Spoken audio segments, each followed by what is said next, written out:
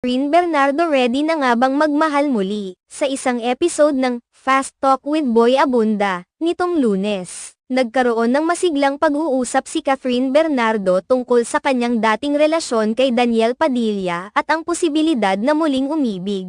Kinasal na ang balita ng kanilang paghihiwalay noong Nobyembre taong 2023 at ito ang naging sentro ng kanilang talakayan. Pinagtuunan ng pansin sa episode ang nalalapit nilang pelikula ni Alden Richards na pinamagatang, Hello, Love, Again. Ipinahayag ni Catherine ang mga natutunan niya mula sa 11 taong relasyon nila ni Daniel, na nagbigay sa kanya ng maraming mahahalagang karanasan at aral. Sa gitna ng kanilang pag-uusap, tinanong ni Tito Boy Abunda si Catherine kung handa na ba siyang buksan muli ang kanyang puso para sa pag-ibig. Kahapon pa, ready na. Yes, masiglang sagot ni Catherine, na tila